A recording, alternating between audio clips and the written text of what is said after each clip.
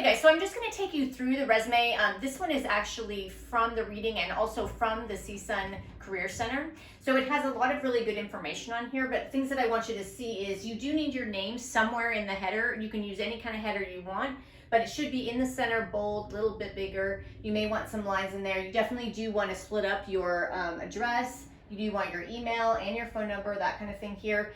You can see also over here that there are specific category titles here: objective, skill summary, education, that kind of stuff. That helps in the organization.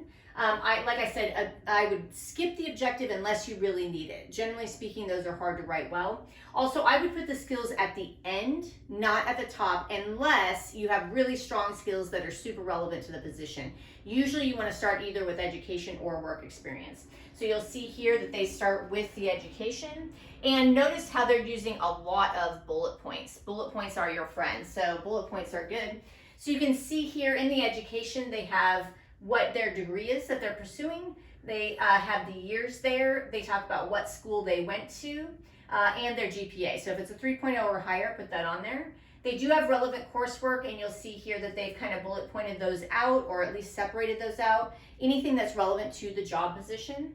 Also here, they went to a community college, so they've got that down here. They talk about what college, the year, all that kind of stuff.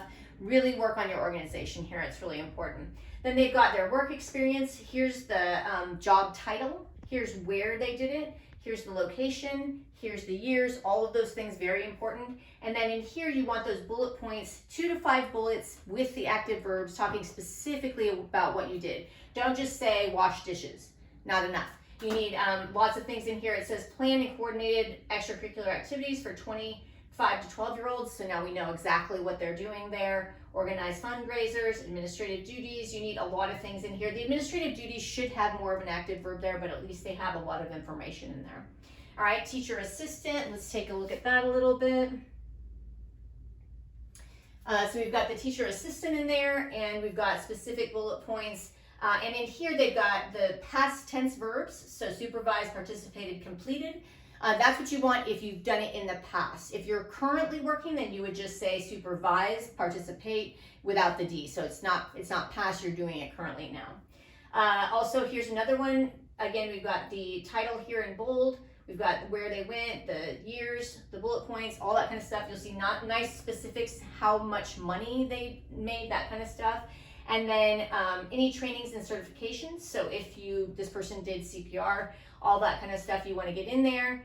So that's basically your resume. Down in here is where you might also want the skills that I was talking about before. But make sure that you've got those headers in there. In your skills section, I want to go back to this because skills are super important. Don't just say motivated, hard worker, friendly, that kind of stuff. That's not helpful for them, and that's something that you could pull off a template so they won't remember that. Instead, say something like highly motivated with over 3 years of experience working with young children, much more specific. And if you were going to work with young children in the job, even better. Languages, it says proficient in Spanish language, written and verbal, lots more information there. And creative individual who enjoys coordinating activities that stimulate children's physical, emotional, intellectual, and social growth, much more specific, excellent way to say that. So as you're going through, I'm going to send this to you. Take a look at this, use this as a guide, and good luck.